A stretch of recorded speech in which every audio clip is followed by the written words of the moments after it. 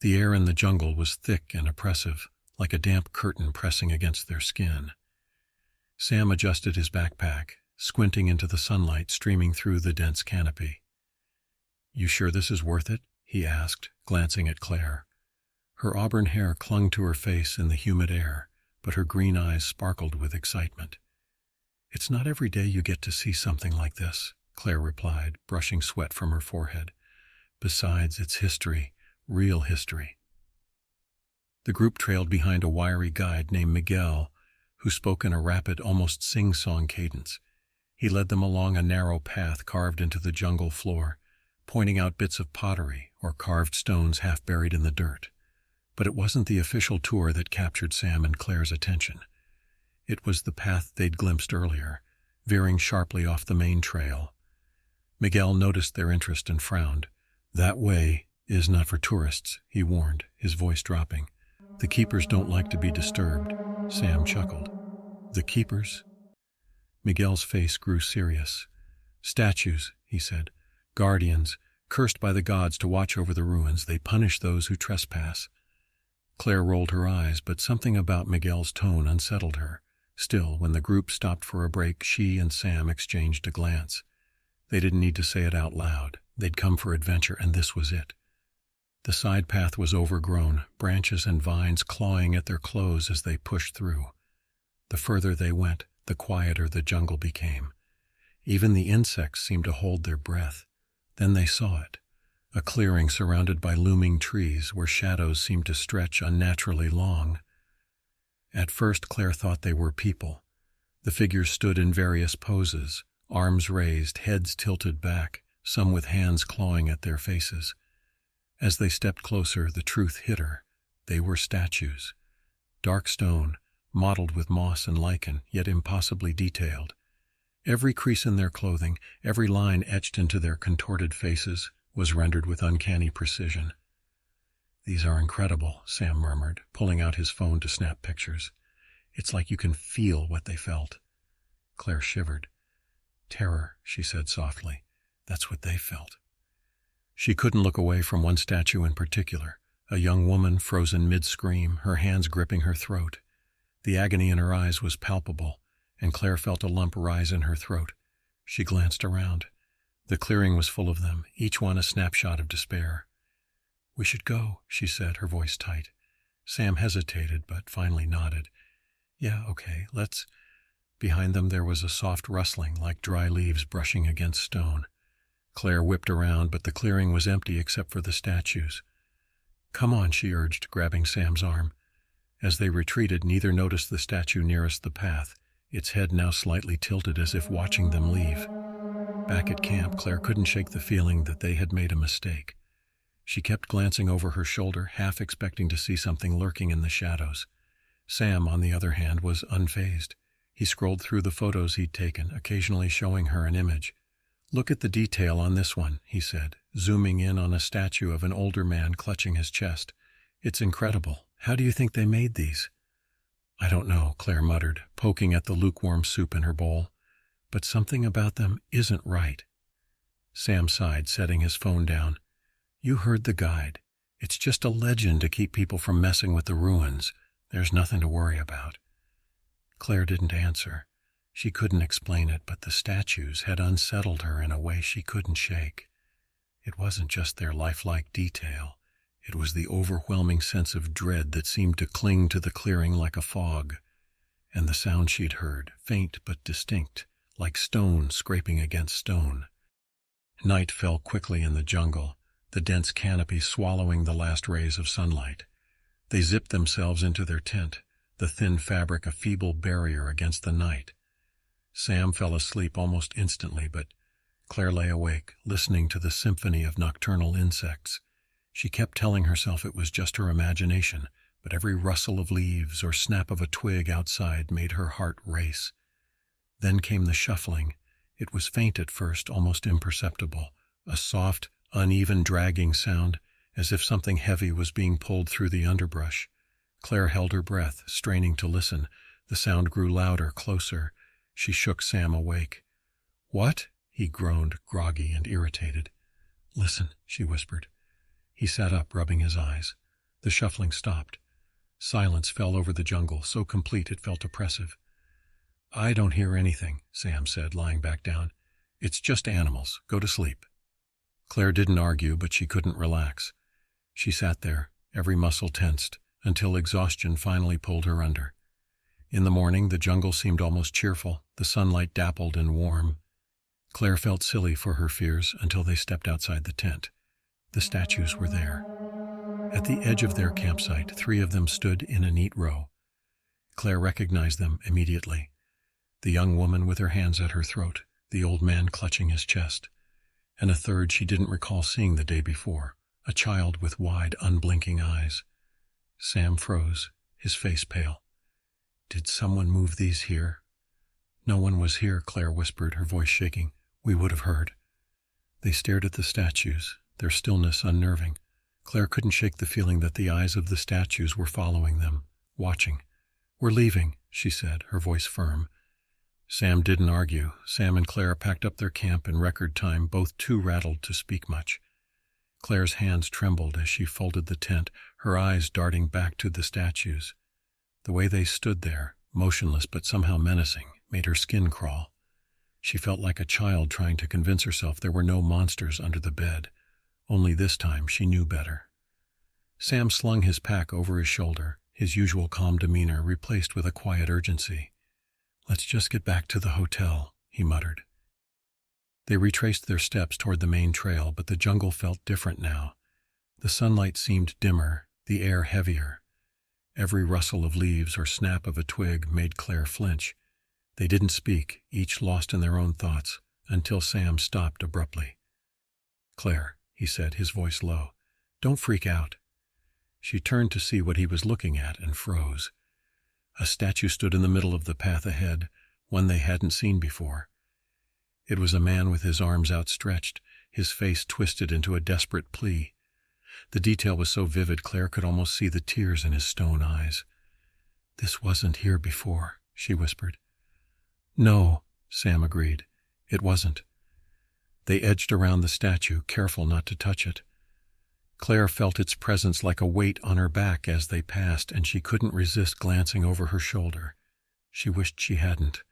The statue's head had turned, its face now angled toward her. She gasped, grabbing Sam's arm.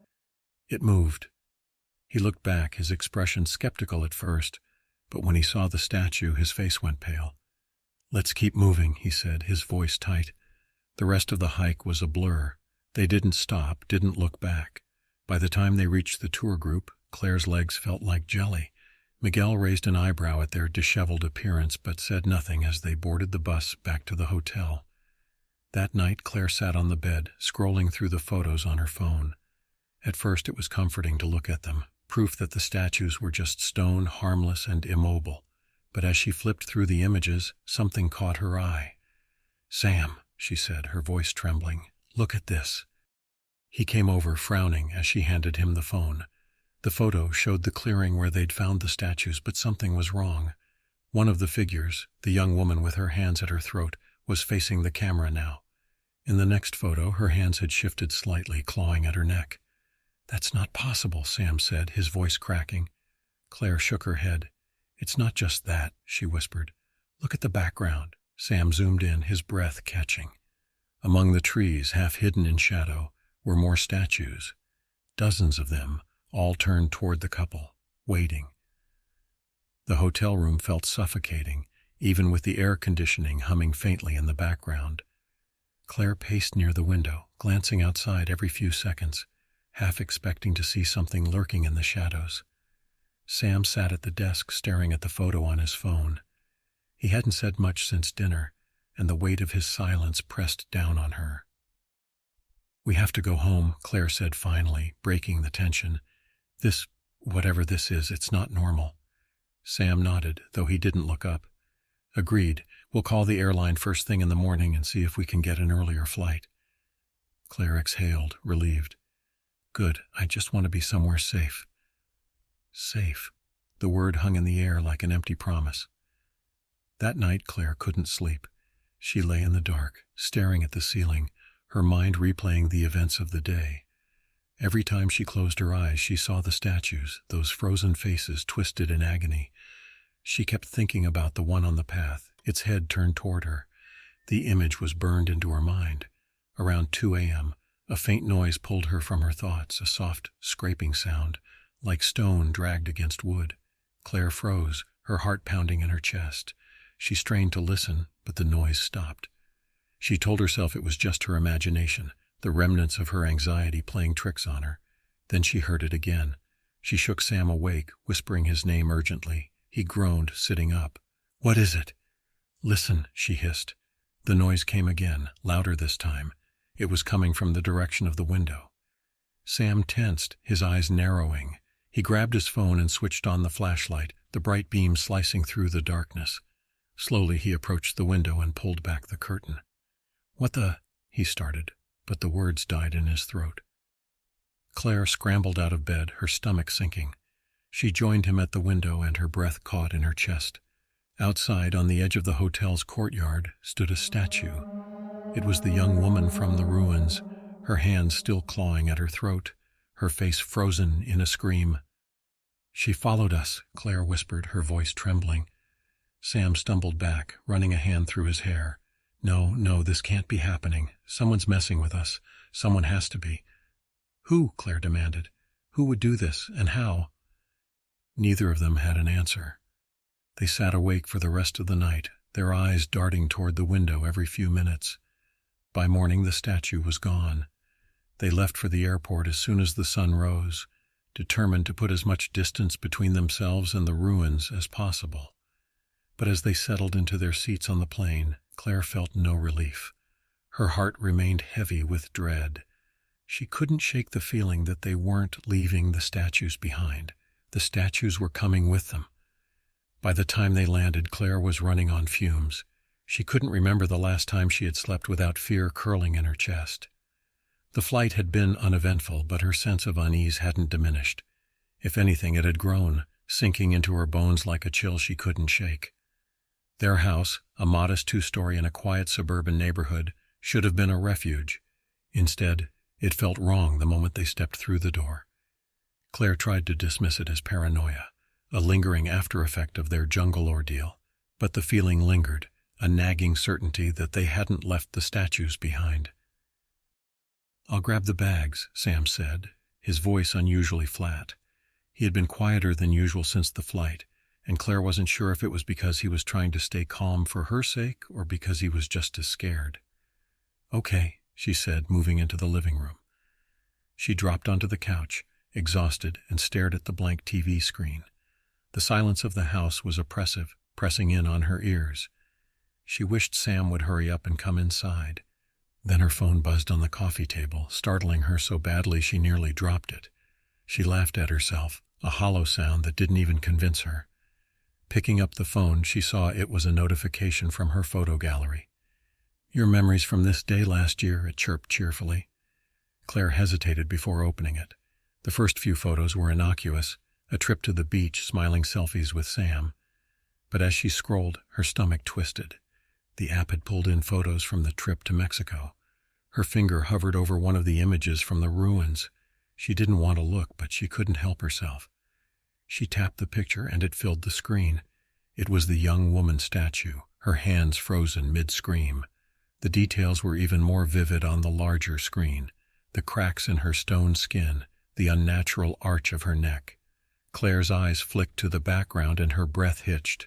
Behind the statue, barely visible in the shadows, was another figure. It hadn't been there before. It was smaller, hunched, its features indistinct. Claire dropped the phone onto the couch as if it had burned her. "What's wrong?" Sam asked, coming in with the bags. He froze when he saw her face. "Look," she whispered, pointing at the phone. He picked it up, frowning as he studied the screen. His expression shifted, confusion giving way to fear. "This wasn't here before," he said, his voice barely audible. "I know," Claire said. "Sam, I think they followed us." "That's not possible," he snapped, but the tremor in his voice betrayed him. That night, Claire lay in bed, staring at the ceiling, every muscle tense. Just as she was starting to drift off, she heard it again, the faint, unmistakable sound of stone scraping against wood. The statues weren't just in her photos anymore, they were in the house. The sound of stone scraping against wood was faint but unmistakable, like a knife drawn slowly across a cutting board. Claire sat bolt upright in bed, her breath hitching in her throat. She reached out to shake Sam awake, but he was already sitting up, his eyes wide with alarm. "You heard it too," she whispered. He nodded, his jaw tight. "Stay here," he said, swinging his legs off the bed and grabbing his phone for a flashlight. "Sam, don't," Claire protested, but he was already moving toward the door. She hesitated, then scrambled after him, unwilling to be left alone. The hallway was dark, the only light coming from the faint glow of the street lamp outside filtering through the curtains. Sam swept the beam of his flashlight across the walls and floor, his shoulders tense. Nothing moved, but the oppressive silence was worse than the sound had been. They crept toward the living room, their bare feet making no noise on the hardwood floor. As they turned the corner, Claire stifled a gasp. One of the statues was standing in the center of the room. It was the young woman again, her stone hands clawing at her throat, her face frozen in a silent scream. But this time something was different. Her head was tilted ever so slightly, and her eyes seemed to lock onto Claire's. "How did it get here?" Claire whispered, her voice shaking. Sam didn't answer. He approached the statue cautiously, the flashlight trembling in his hand. "Someone's messing with us," he muttered. "They had to bring it in while we were asleep." "Sam, no one else was here," Claire said, backing away. Her gaze flicked to the front door. It was still locked. "It's them. They followed us." Sam circled the statue, his breath coming in short, sharp bursts. "It's just stone," he said, almost to himself. "It's just a statue. It can't—" The light flickered, plunging the room into darkness. Claire let out a small cry, fumbling for her phone. When she turned on her own flashlight, her heart dropped. The statue was closer. It was still frozen in place, but now it was only a few feet away from her. "Sam," she said, her voice barely audible. He was staring at it too, his face pale and drawn. Slowly he reached out a hand as if to touch it. "Don't," Claire hissed, grabbing his arm. The light flickered again, and when it came back, the statue was gone. Claire let out a shaky breath, her eyes darting around the room. Where did it go? They turned, and there it was, standing in the doorway to the kitchen. Its face was tilted down now, as though it were staring directly at them. "We need to get out of here," Claire said, her voice breaking. Sam nodded, his resolve crumbling. They backed toward the door, their eyes never leaving the statue. Claire reached for the handle, her hands trembling so badly she could barely grip it. As the door swung open, the faintest sound reached their ears, the grinding of stone and something that almost sounded like their names.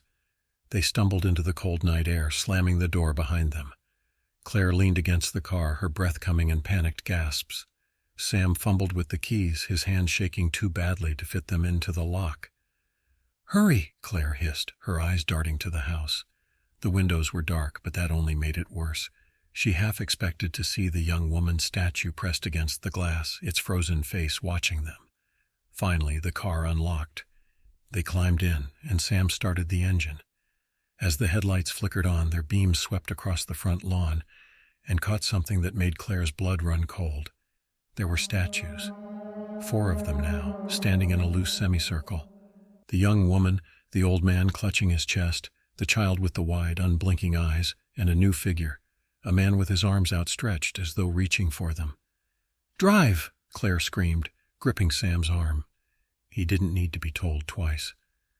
The car lurched forward, tires spinning on the gravel driveway before finding traction. They sped down the quiet suburban street, leaving their house and the statues behind. For a few minutes, the only sound was the hum of the engine and Claire's ragged breathing. Sam glanced in the rearview mirror, his knuckles white on the steering wheel. "Do you see them?" he asked, his voice strained.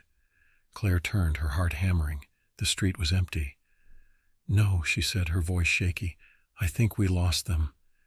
Sam exhaled, but the tension in his shoulders didn't ease. "We need to figure out what's happening. It's not normal." "You think?" Claire snapped, her fear boiling over into anger. "Statues don't just follow people home, Sam. They don't move when you're not looking. This isn't supposed to happen." "I know," he shouted, slamming his hand against the steering wheel. "But what are we supposed to do?"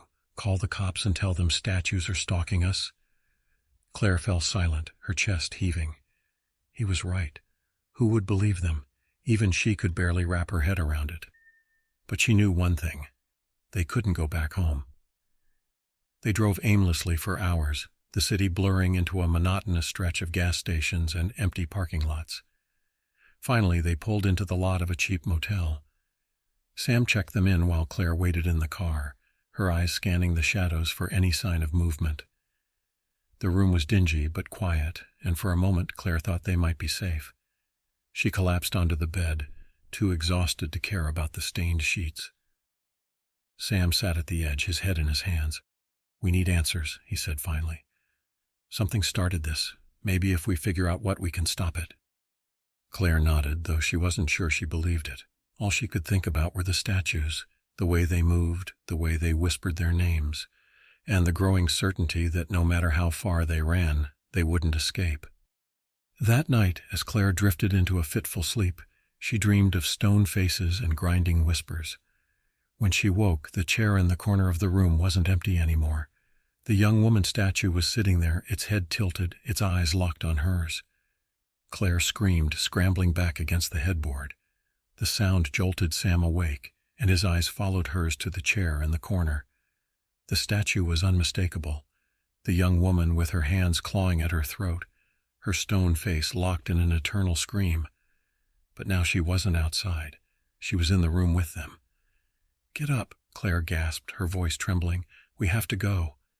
Sam leapt to his feet, grabbing his phone for light. "How did it get in here?" he whispered, his voice barely audible. "I don't care," Claire snapped. "We're leaving." They inched toward the door, their eyes never leaving the statue. Its stillness was almost worse than if it had moved. It felt like a coiled snake, ready to strike the moment they turned away. Sam reached for the doorknob, but Claire grabbed his arm. "Wait," she said, her voice hushed. "Listen." The faint grinding of stone against stone filled the room, so soft it was almost imperceptible.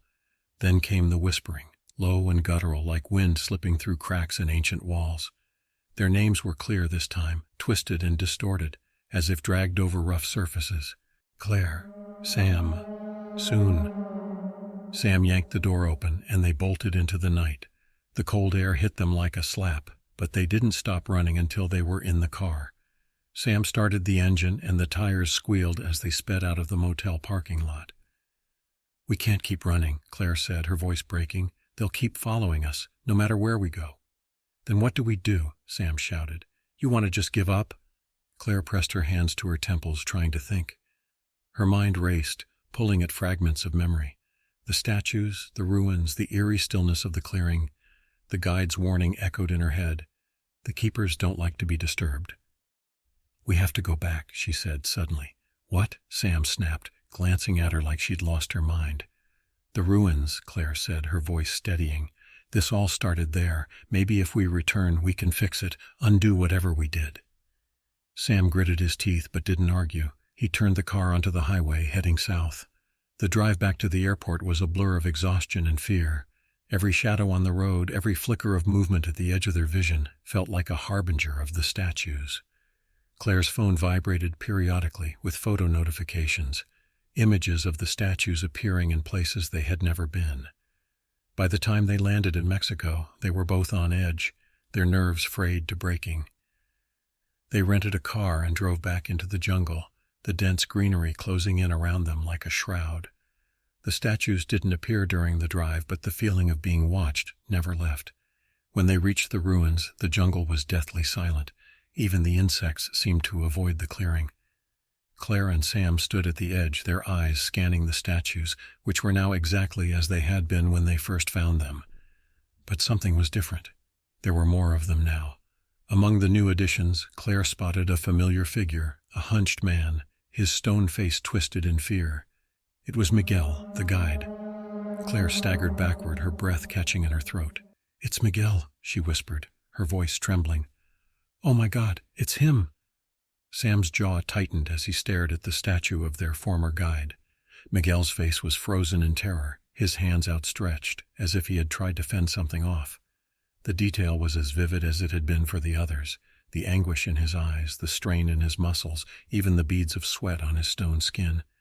"This is what happens," Claire said, her voice shaking. "This is what they do. If we don't stop this, we'll be next." Sam's hands curled into fists, his eyes scanning the clearing. "How? How do we stop it?" Claire pulled out the piece of paper the old villager had given them earlier, a hastily scrawled set of instructions and an incantation in a language neither of them understood. The woman had insisted it was the only way to appease the statues and break the curse. "We light the fire," Claire said, pointing to the circle of blackened stones in the center of the clearing. "And we say this: she said it would work." "She also said people don't come back from this," Sam muttered. But he didn't argue. He grabbed his lighter and began gathering wood while Claire set the paper on a flat stone nearby, her hands trembling as she smoothed it out. The jungle seemed to close in around them, the silence almost deafening. The air grew colder, and the oppressive weight Claire had felt since leaving the ruins returned tenfold. She glanced at the statues, half expecting them to move. But they remained still, their stony gazes locked on her and Sam.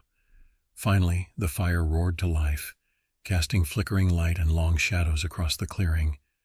Claire picked up the paper and began to read, her voice unsteady at first but growing stronger. The words felt strange in her mouth, as if they weren't meant to be spoken by human tongues. As she chanted, the ground beneath them seemed to vibrate, a low hum that resonated in their bones. The statues remained still, but the air around them shimmered like heat waves. The whispers began again, faint at first but growing louder, overlapping and echoing until it became impossible to distinguish one voice from another. "Claire, Sam, stay." "Keep going," Sam shouted, his eyes darting around the clearing. He held a thick branch from the fire like a weapon, as if it could protect them from the encroaching dread. The whispers turned into a cacophony, and the fire began to flicker, its flames bending unnaturally toward the statues. One by one, the figures began to shift. It was subtle at first, a finger twitching, a head tilting. Then they started to move. "They're coming!" Sam yelled, backing toward Claire. The statues lurched forward, their movements jerky and unnatural, as if they were learning how to walk. Claire's voice faltered as the young woman's statue stepped into the firelight, her stone mouth stretching into an agonizing scream. "Finish it," Sam shouted, swinging the burning branch at the advancing statues. Claire screamed the final words of the incantation, her voice breaking as the fire erupted in a blinding flash of light. The clearing was consumed in a searing white glow, and the whispers stopped. When the light faded, the statues were gone. The clearing was silent, save for the crackling embers of the dying fire. Claire collapsed to her knees, her body trembling with exhaustion. Sam stood beside her, his face pale and drenched with sweat, the smoldering branch still clutched in his hand. "They're gone," Claire whispered, her voice hoarse. "It worked." Sam's gaze swept across the empty clearing, his eyes lingering on the places where the statues had once stood. The oppressive atmosphere had lifted, but an eerie stillness remained, as if the jungle itself was holding its breath. "Let's get out of here," Sam said finally, helping Claire to her feet. "We're not staying a second longer." They stumbled back to their car, the trail seeming longer and darker than before. Every snap of a twig or rustle of leaves made Claire jump, but no statues appeared. By the time they reached the car, the first rays of dawn were breaking through the trees, bathing the jungle in golden light. For the first time in days, Claire felt a glimmer of hope. The drive back to the airport was quiet. Neither of them spoke, their minds too heavy with what they had endured. Claire leaned her head against the window, watching the jungle recede into the distance. She didn't feel relief, not really. The fear still clung to her like a shadow. When they finally boarded their flight and the plane lifted off, Claire closed her eyes and exhaled. They were leaving it all behind, the statues, the ruins, the whispers. It was over, or so she thought. 2 weeks later, Claire stood in her kitchen, absently stirring a cup of tea. The house had been quiet since they returned, too quiet. Sam insisted they'd left the curse behind, but Claire couldn't shake the feeling that something was watching her. She kept the lights on at night, double-checked every lock, and avoided looking too long at shadows. She glanced at her phone, which was lying face up on the counter. A notification blinked on the screen. "New memory created for you." Claire's stomach twisted. She hadn't been able to bring herself to delete the photos from their trip. even though she knew she should. Her thumb hovered over the notification before she tapped it. The app opened to a photo from the ruins, the young woman statue, her hands clawing at her throat. Claire's chest tightened as she stared at the image, her eyes drifting to the background. At first, she thought it was her imagination, but then she saw it clearly. In the shadows behind the statue was another figure. It wasn't there before. It was Sam. Her hands trembled, and the phone slipped from her grasp, clattering onto the counter. She stumbled into the living room, calling his name. "Sam, where are you?" There was no answer. She froze. In the corner of the room stood a new statue, a man with his arms outstretched, his face twisted in fear. The detail was unmistakable. It was Sam. Claire screamed, backing away. Behind her, she heard the faint scrape of stone on wood. Turning slowly, she saw the young woman statue standing in the doorway, her stone lips curling into a whisper only Claire could hear. "Soon." Hey guys, if you like my videos, please like and subscribe to my channel. I would really appreciate it. Thanks.